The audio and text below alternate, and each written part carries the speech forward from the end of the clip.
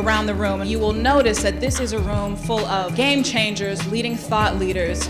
We wanted to take this opportunity as we talk about the emerging economy, where things are headed, particularly with respect to young people and communities of color. What are the roles of government, industry, and community advocates in proactively shaping America's future, and how can they work together to ensure success? So we wanted to start by talking about the issue that everyone's talking about, jobs, jobs, jobs, and throw it out to the group what we think the number one thing we should be doing to spur domestic job creation.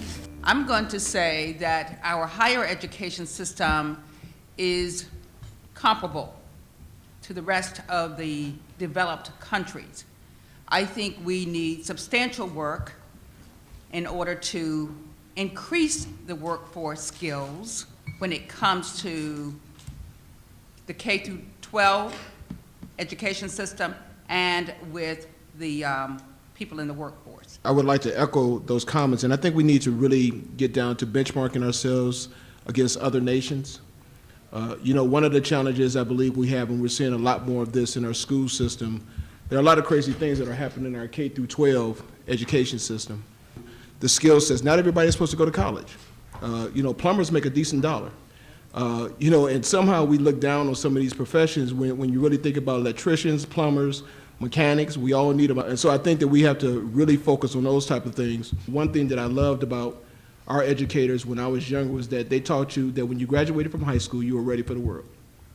And our young people today are not ready for the world when they graduate from high school. Many of them can't even speak, or better yet, write and put together sentences in a format that anybody could read or understand. So I think we've just got to get back to the basics and really refine our education system to address those issues of modern time. There still is very much of value to education. And that, as he stated, but that education isn't always about books, it's also in vocational. We got to look at our spending. We need to be spending more in education than we are in correctional facilities. Until we get to the point where that becomes our focus, then we will always be falling behind to the rest of the world, because they don't have a significant number of their population locked up for issues that a little bit of education may have made a big difference. That's what's important. How are we spending the money? Are we spending the money for our kids to actually have tangible attributes when they leave high school, in high school? Do we tell them things that actually will work in their everyday life, that they can see the results of it? How to balance a checkbook? How to have some general understanding of how to work a computer and the mechanics of it? Are they learning different languages? At a younger age, not when they're 13, when they've been speaking a language for half their life, for their whole life, they've been speaking one English. But how about in the kindergarten level where most countries do it? I agree with you. We need to look at other countries' models, but I believe our model is the best because our model has the one thing that is different from the rest of the world, and that's opportunity and chance. And so if we embrace opportunity and chance and let it run free, the economy, education will definitely play out for the benefit of all people. I guess I'm the faith-based broadcaster at the table here, and I could just try to give you an insight that I think we've learned through the years, and perhaps the ancients have known it all along, and that is that each individual has to eventually take ownership, and each individual has to feel responsible and invested in the things that they're doing and believe that there's a value in why they're spending their time. And so I'm very encouraged by all that sort of commitment I see at this table. Thank you, Crystal, and all that you pulled all this together. But I think we got to get the young people involved. And it's true enough. It was true then and it's true now.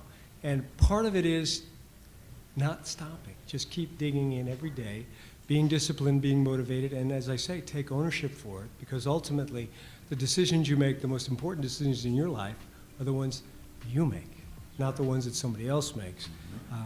And you've hit all the right sort of touchstones. Government can do something, but government can't really provide you with the answer. And as Pogo says, we've seen the enemy and he is us, and sort of we're government as well. And so I think it's just keeping engaged and keeping the process going to a new generation and to a new group of people to inspire them.